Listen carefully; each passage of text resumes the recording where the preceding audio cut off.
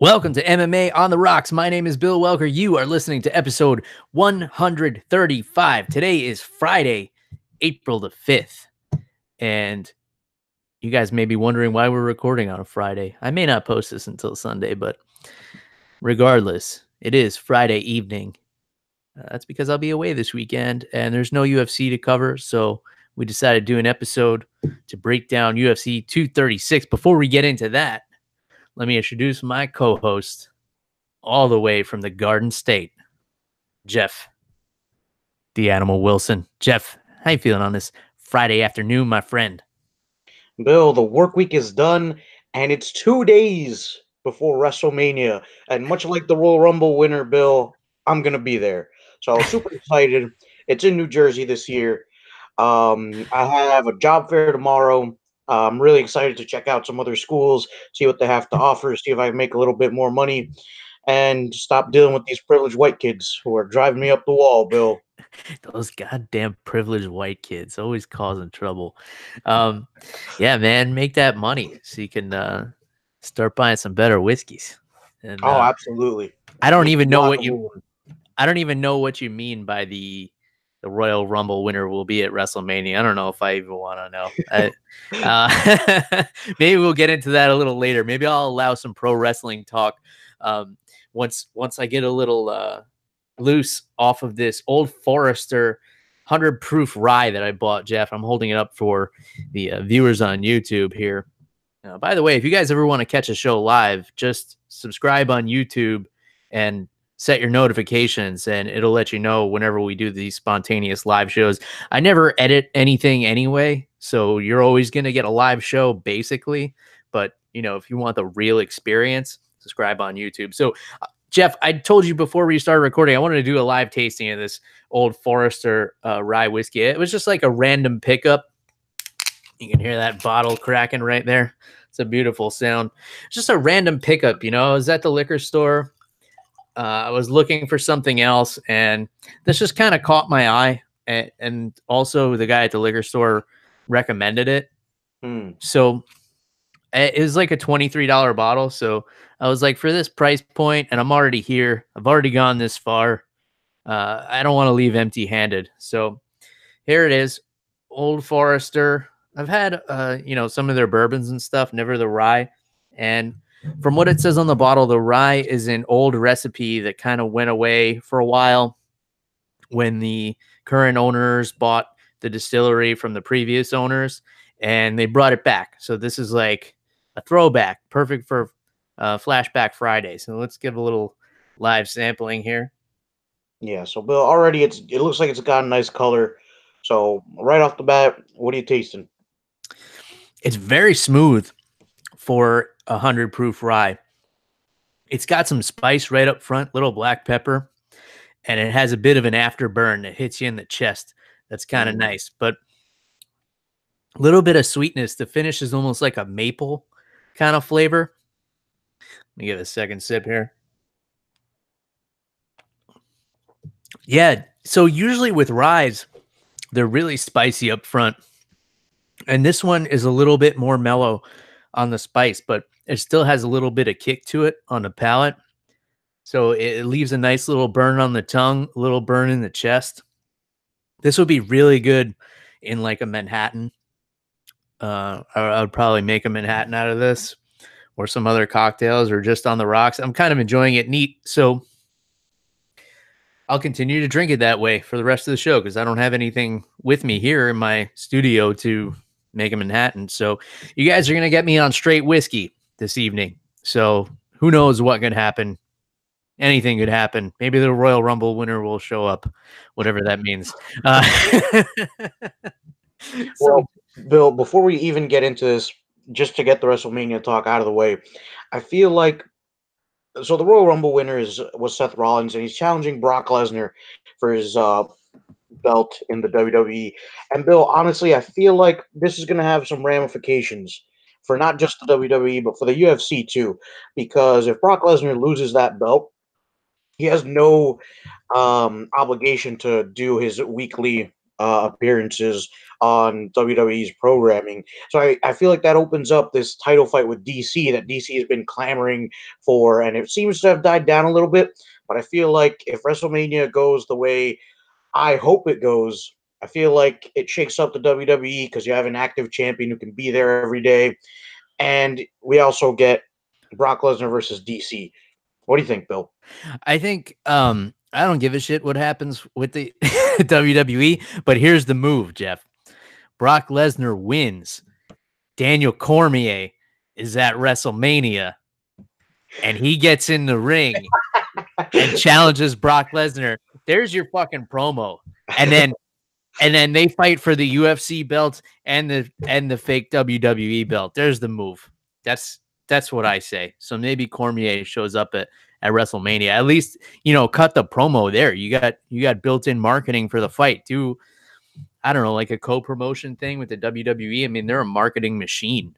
So yeah, but the real answer is I don't really care what happens with the WWE. I don't really even care about the Brock Lesnar DC fight. If it's booked and signed and it's like 2 weeks away, okay, I guess we'll talk about it. But until then, I'll leave it to you. I'll leave the WWE coverage to you. So, Jeff, you got a vacation coming up, my friend. Yeah. In 1 week, Bill, I will be, let's see what time is it? It's about 7:30. So probably by this time next Friday, Bill, I'll probably be with you. We'll probably be getting dinner or something. So, Bill, I'm super excited because I'll be there just in time for UFC 236, which is looking like a really awesome card. Just top to bottom, every fight looks amazing.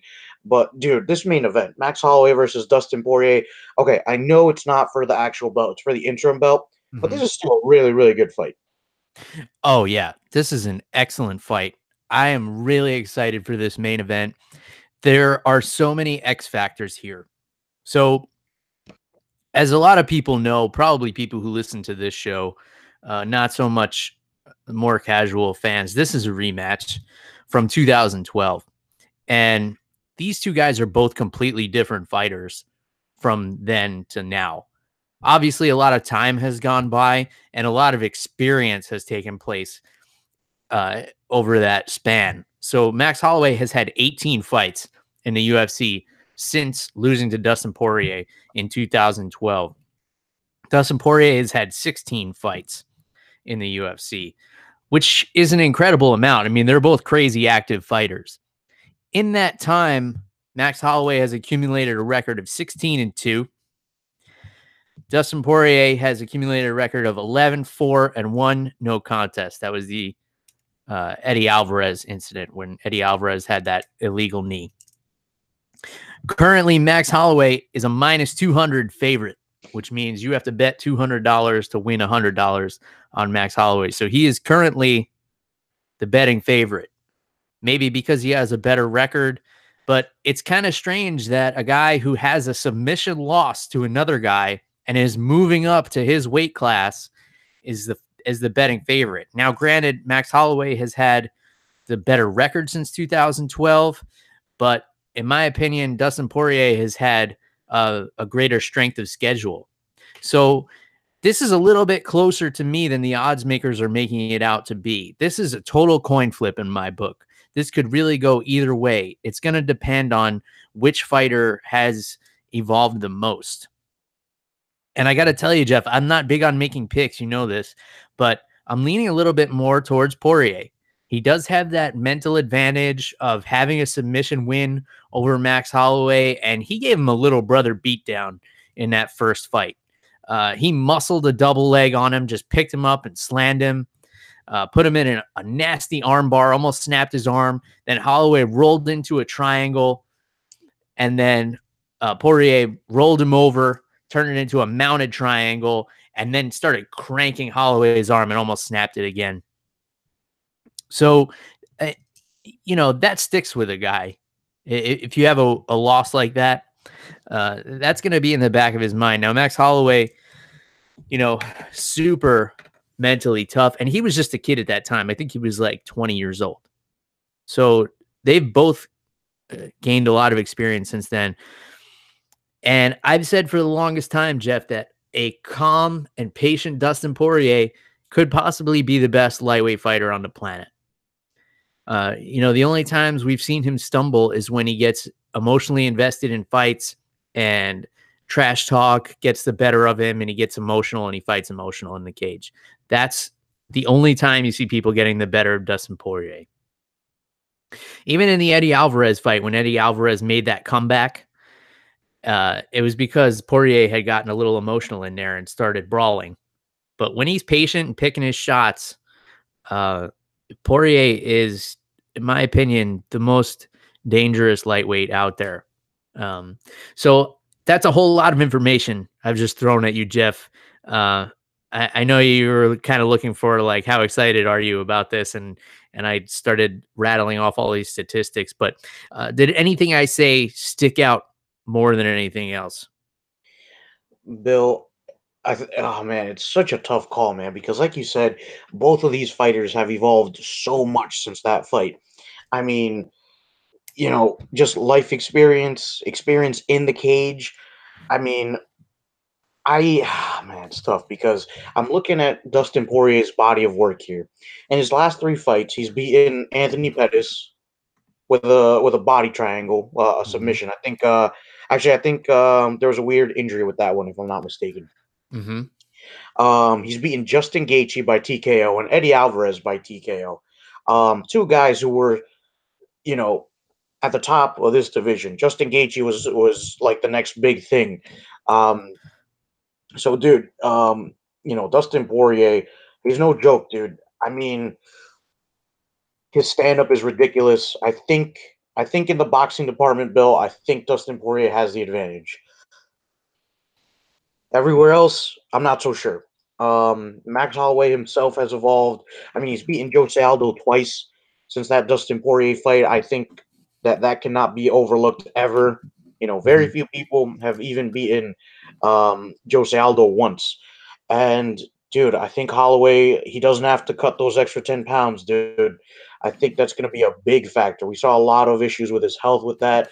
Um, and as of right now, Max Holloway also has a win over Anthony Pettis.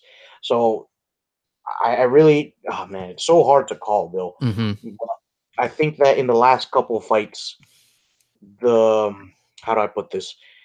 They've both evolved, but I feel like Max Holloway has just evolved further and in Mhm. less time. I mean, like you said, Max Holloway, the first time they fought, he was like 20, maybe 19. He was still, he wasn't even, he was still wet behind the ears in that cage. So, Yeah. UFC debut. yeah, and I just feel like Holloway has evolved by leaps and bounds. And Dustin Poirier has done the same, but I think Holloway has just evolved just a little bit more. I Mhm. think that he's learned from that loss. Um, and I think that both of them have actually learned a lot from their losses to Conor McGregor. Well, I don't want to bring him up. I feel like he's been a crucial point in both of the evolution of these guys. Um, so yeah, Bill, it's so tough to call, but I think that for me, I'm gonna have to give the advantage only slightly to Max Holloway in this one. It sounds like a shot bet in the making, Jeff. Oh I'm gonna yeah, yeah. I forgot. I'm gonna be there in person. We can make a shot bet. Yeah. All right. So if Holloway wins, I'll take a shot of your choice. And if Poirier wins, you take a shot of my choice. So I like where this is going. I also like where you went with the common opponents. So if you look at just the common opponents, take their first fight out of the equation. I would also give a slight edge to Holloway if you look at the performance against common opponents. So Conor McGregor finished Dustin Poirier with TKO first round, I believe. Max Holloway went the distance with Conor McGregor. However, Conor McGregor had a torn ACL in that fight, and he was still able to get the unanimous decision over Max Holloway. Anthony Pettis, uh, it was a freak injury with Poirier, but he was able to finish Pettis.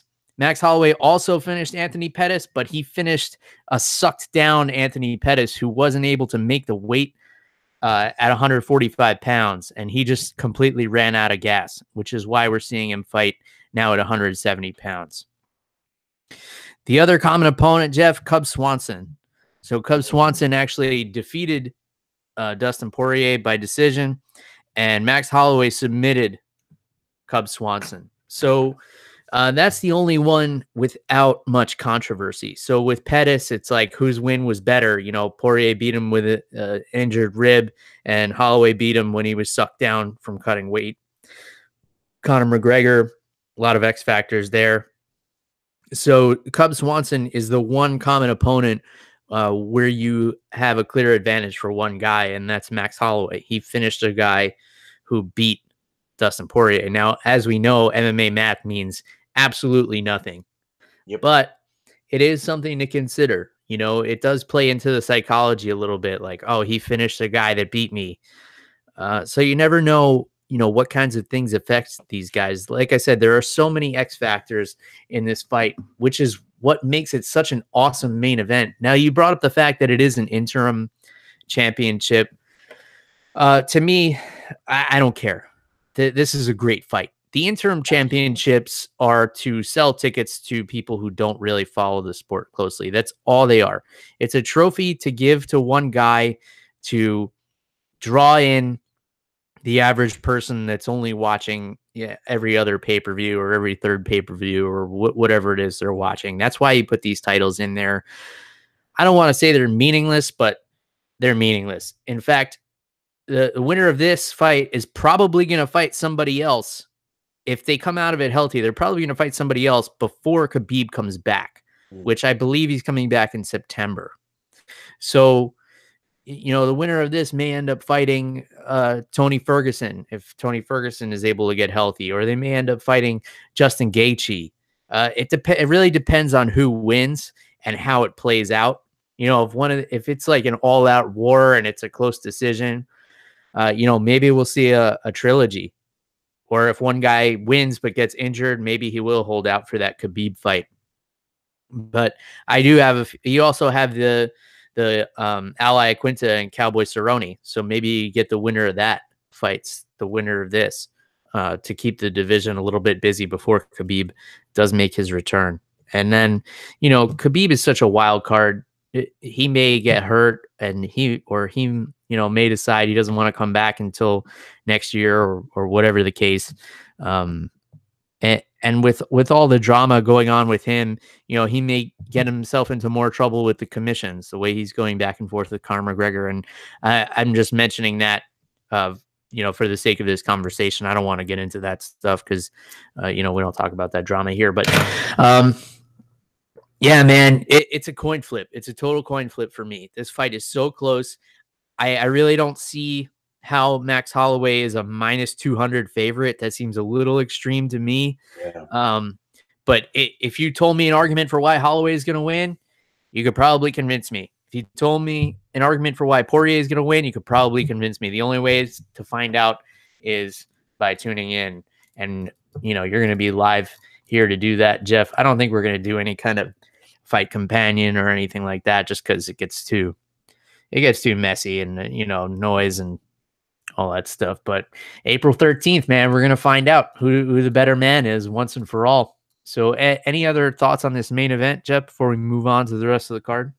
Yeah, just one quick thing. I don't think that this is going to end in a finish unless it's like some freak injury. I think this is going to be an all-out war, Bill. And I'm curious to see how the first round goes. Are they going to respect each other? Is Dustin Poirier going to throw that to the wind and say, listen, I beat you once. I'm going to do it again. I'm going to just go in here and pick you apart. Mm-hmm. So I think that first round, just to set the pace of the fight, I think is going to be very, very important. Yeah, I will say that if Dustin Poirier does decide to get in there and brawl with Max Holloway, it's going to favor Max Holloway. Mm-hmm. And one other thing to consider, Max Holloway is actually the bigger fighter here. Now, he is the featherweight champion moving up to Dustin Poirier's weight class, but he's got a couple of inches in height on Poirier and a couple of inches in reach. Now, does that really make a difference? Not really, since Poirier has obviously beaten Holloway before. But here's another X factor for you, and that's Max Holloway making weight. Yep. He does struggle a lot to make 145. Now, don't think that automatically because he's moving up to 155 that's going to be an easy cut for him. He still is really big, even for a lightweight.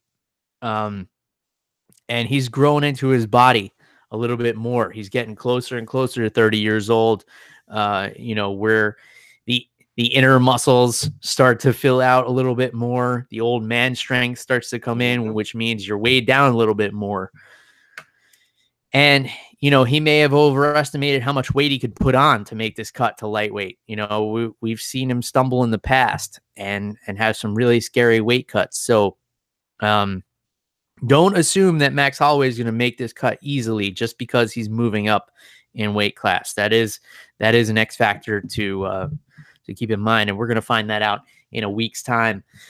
Let's move on to the co-main event, which I haven't even put all that much thought into because I've been obsessing over this main event. Obviously, I had a lot more to say about it than I usually do about a main event. But co-main event, another interim title match, I believe. Kelvin Gastelum and Israel Adesanya are going to figure out this middleweight division while Robert Whittaker figures out how to recover from his herniated disc that he suffered right before the matchup he was supposed to have with Kelvin Gastelum. So two very different styles here. You got Gastelum, who's the short, stocky boxer wrestler, against the long, creative striking of Israel Adesanya. On paper, if you only look at records and styles and things like that, Adesanya should win this one handily. But the one thing we know about Kelvin Gastelum is he's good at winning fights. And he's good at winning fights that he's not supposed to win. And he's good at playing the spoiler. So could he play the spoiler for this undefeated kickboxing phenom who just beat Anderson Silva in a very wild fight? Man, I don't fucking know. This one's a coin flip to me too. If I were taking skill set against skill set, I would be picking Adesanya, but there's so much more that goes into it. And I feel like you can never bet against Kelvin Gastelum. Give me your thoughts on this co-main event, Jeff. Bill, I used to bet against Kelvin Gastelum up until the season finale of the Ultimate Fighter season that he was on.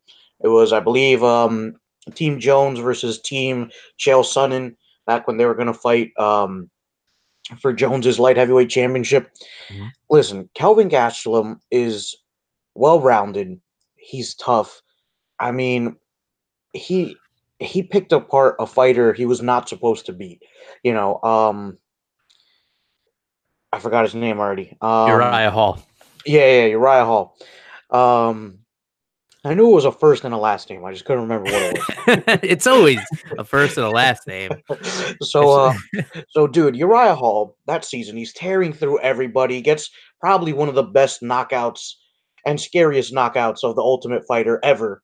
And if you haven't seen that, go watch his spinning back kick where I thought he killed a dude. Not just the Ultimate Fighter, one of the scariest finishes ever. Yeah. That was a fucking nasty spinning wheel kick to the face.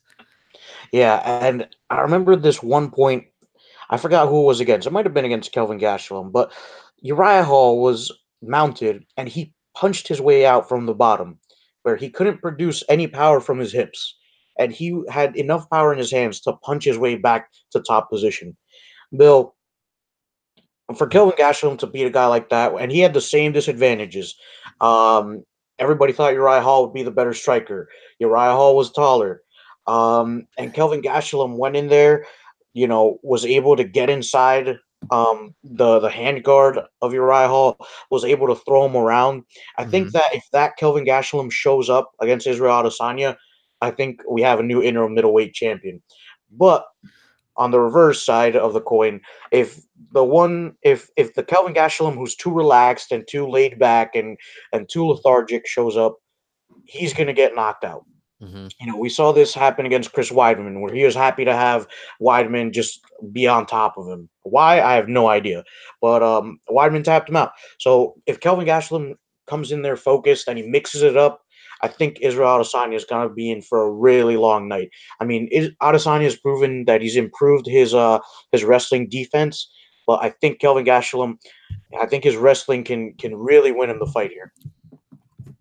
Yeah, that may be the difference. And the other thing Kelvin Gastelum can do is put anybody out with one strike. You know, he can mix things up and get you thinking about the wrestling, and then come over the top with that overhand right. You know, the classic wrestler move. And it could be a quick night for Adesanya. I do see it more. I can't pick a winner in this one, but I see it more likely that Gastelum finishes Adesanya than Adesanya finishes Gastelum. That's my only prediction. I think if Adesanya wins, it will be by outpointing Kelvin Gastelum. You know, he does keep it a pretty tight defense. He's tough to finish. So that's my prediction there. Let's move on down to what I believe is a middleweight fight in Eric Anders and Khalil Roundtree. So Khalil Roundtree coming off that nasty knockout by the hands of Mr. Johnny Walker. And I think that may have caused him to move down to 185 pounds, unless Eric Anders has moved back to 205, which I don't believe he has. So I think, and I'm only speculating here, that this fight is at middleweight, which would be Khalil Roundtree's middleweight debut. Coming off a big knockout and then moving down a weight class 20 pounds doesn't seem like the best idea to me. You know, because it wasn't even that long ago that he suffered that knockout from Johnny Walker, and it was pretty nasty.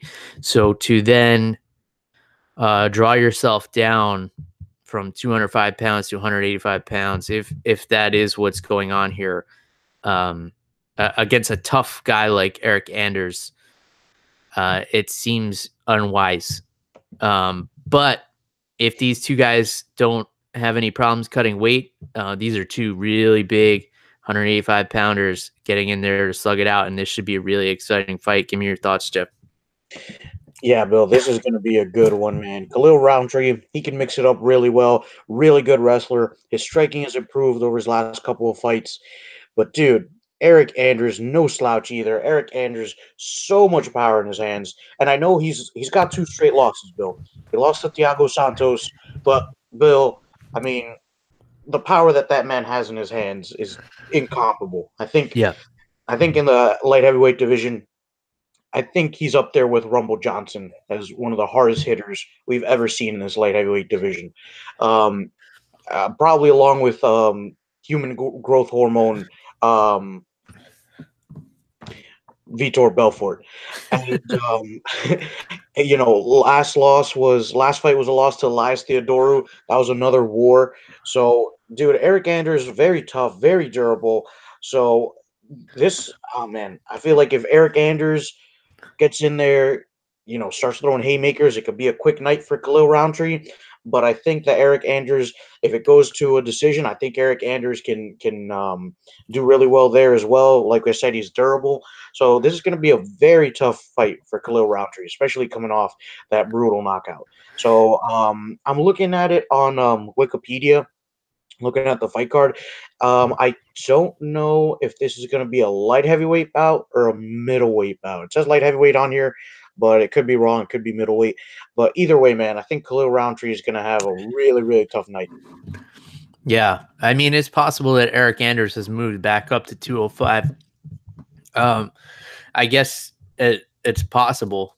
You know, he's coming off of 2 straight losses at 185, so maybe he felt like the weight cut wasn't worth it. He did have that close split decision loss to Elias Theodorou. Yeah, so that should be a fun fight either way. You know, there's a lot of variables there, and I guess we'll find out when they weigh in what weight class this is going to be. Yeah, Alan Jouban, you know, your Calvin Klein model or whatever he was, coming back to fight Dwight Grant. This should be an interesting fight. So Dwight Grant only his 3rd fight in the UFC, and you know, he looked good in his last fight against Carlo Pedersoli. He knocked him out right at the end of the 1st round. He's another Contender Series guy, so he made a big impression there. Still young in his career. Uh, only 11 fights altogether, but not overall young. He's 34 years old. Any thoughts on this one, Jeff? Yeah, dude, I remember that fight against Pedersoli. That was a war, dude. All 3 rounds, that was a war for Dwight Grant. But Alan Jouban, no slouch either, knocking out Ben Saunders in his last fight pretty quickly. And Alan Jouban, he might have been an underwear model before, Bill, but he can throw hands, dude. I feel like this is going to be a really good stand-up fight. I think that if it turns into a brawl, I think it's more for Dwight Grant. But I think if Alan Jouban can be smart and make it a technical fight, I think he's got this one. Yeah, and that is what he's good at and what he's able to do to people. So that should be a fun one. Another really fun fight that's going to fly under the radar for a lot of people, Ovince St. Preux and Nikita Krylov. So Krylov coming off a loss, I believe, to Jan Blachowicz. Yeah, he's coming off that submission loss to Jan Blachowicz. But before that, he was on a 4-fight winning streak. Ovince St. Preux, always hot and cold. So, submission expert in Krylov getting submitted in his last fight. Who knows how that's going to play a factor here. And, Ovince St. Preux coming off a loss to Dominic Reyes. But, Ovince St. Preux is very unorthodox. So, can the traditional style grappling of Nikita Krylov compete with the unusual grappling and striking of Ovince St. Preux? I think this is an interesting fight. If you get a prime Ovince St. Preux in here, he's one of the most dangerous guys on the roster. But like I said, very hot and cold. Give me your thoughts, Jeff. Yeah, but I think you hit the nail on the head there. OSP, when he's there and he's hot, man, he's one of the most dangerous guys in this light heavyweight division. He can knock people out. He can submit people, especially with that Von Flue choke, which people are renaming the Ovince St. Preux, which I love, man. That move is pretty cool. I think OSP is great with it. And Nikita Krylov, he's good everywhere too, man. A really good grappler, solid striking. So I'm really excited for this one, Bill. And like you said, I feel like this is the dark horse of this fight card. I think this is going to be a really, really good fight. And I think a lot of people, maybe they've overlooked it, but I don't think that's anybody's fault because this, like we said, man, this fight card is stacked from top to bottom. Mm-hmm. Yeah. And maybe we combine the names and we call it the Von Preux choke. I like that. That actually sounds cool. I think Jason Von Flue did invent that joke, but Ovince St. Preux has hit it more times in the UFC. So, maybe credit both of them. I don't think a lot of people remember Jason Von Flue. He was kind of a flash in the pan on one of the early seasons of The Ultimate Fighter. But yeah, shoulder pressure choke that is used when people hang on to a guillotine too long. All right, Jeff, I want to move down to lightweight division. And this is a big fight in terms of MMA on the rocks because I had one of the contestants on the show last week, Matt Steamroller Frevola, who is going to take on Jalen the Tarantula Turner. These are both UFC Tuesday Night Contender Series fighters. This is an awesome matchup. I have an obvious bias here, having spent time with Matt Frevola and seeing him training and interviewing him, but I want to be as objective as possible. Jalen Turner brings a lot of striking power. He brings a lot of length to this lightweight division at 6'3". However, he did start his UFC career as a welterweight, and he had to move down after getting knocked out by Vicente Luque. 6'3" is a big frame to bring down 255 pounds. And Matt Frevola is a grinder. We saw from his last fight with Lando Venata, he can go the distance. He can stand and bang for 15 minutes straight.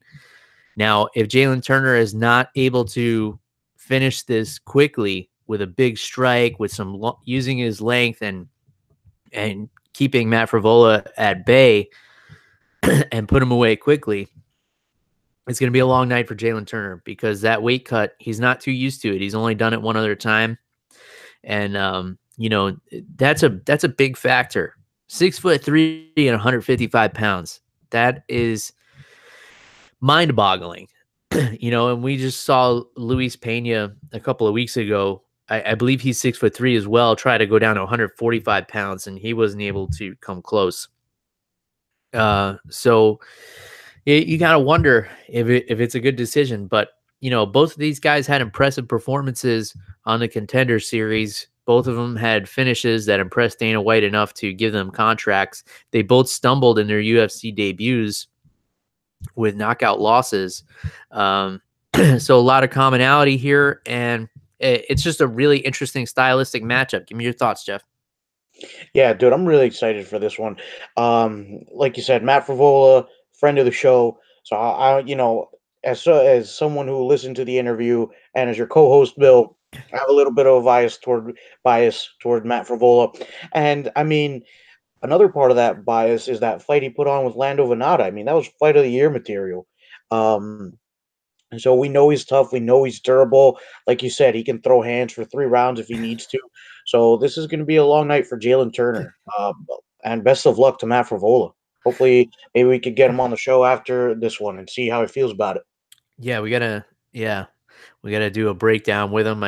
We did talk on the interview about doing a little bit of bourbon the next Yeah. time we do an episode. If you guys missed that when it was episode 133, it didn't come out on the regularly scheduled Sunday podcast. So it's possible that you have that one sitting in your queue. Give it a listen before this UFC 236 card.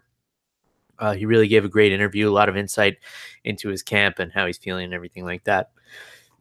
All right. Let's see what else is sticking out here. I'm going to jump around a little bit. This is a good one for me, Jeff. Bilal Muhammad and Curtis Millender. I think this is an excellent matchup. Millender, really excellent Muay Thai striker. Stands up real tall. That's going to be a problem against a grappler like Bilal Muhammad, who's going to be looking to put him on his back. And both of these guys are, have been through some big wars. And Bilal Muhammad also likes to strike. He likes to get in there and brawl. So let's see if that brawling, grinding style can hold up to the technique of Curtis Millender, who is a very technical Muay Thai striker. Do you have an opinion on this one, Jeff, or is there another fight that's piquing your interest more? What do you think here? Bill, this fight looks really exciting to me. Bilal Muhammad, he's a tough dude. He's not afraid to get in there and bang with anybody. So it'll be fun seeing the brawler versus technical striker style here. But Bill, to me, the fight that's standing out in the prelims, other than that and the Frivola fight, is Max Griffin versus Zalim Imadaev. I might be saying that wrong.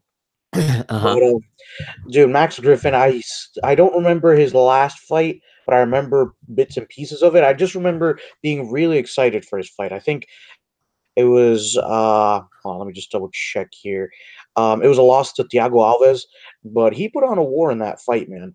And that wasn't too long ago. That was actually in February. So really tough dude.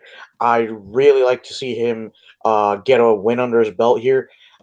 He's beaten Mike Perry before, actually. He decisioned Mike Perry, and I thought he fought that fight really smart. So Uh-huh. I'd like to see him get another win here, because if he doesn't, it'll be 3 straight losses for him, and then I think the UFC might have to renegotiate his contract a little bit here. Yeah, so I'm glad you brought up this fight, Jeff. Salim Imadev making his UFC debut against Max Griffin. Now, he's Russian. He's from Moscow, has fought in Dagestan. So you would think he's a phenomenal wrestler, but he is 8-0 with 8 knockouts. Wow. Yeah. Holy shit. Okay.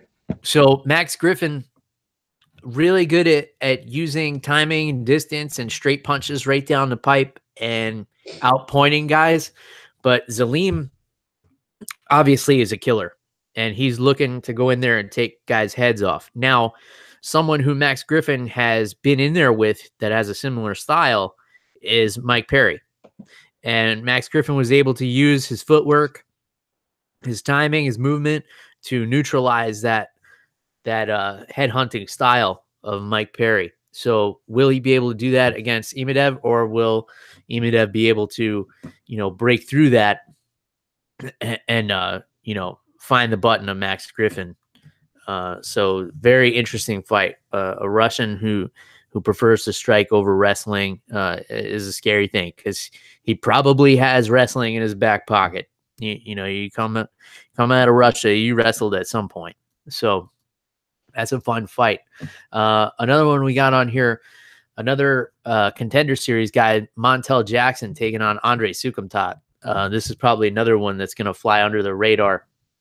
So Montel Jackson, only one loss on his record, and that was his UFC debut against Ricky Simon. So nothing to hang your head about there, because Ricky Simon is a fucking beast. This is a big step up in competition against Andre Sukumtat, who has been there, done that, tons of cage experience.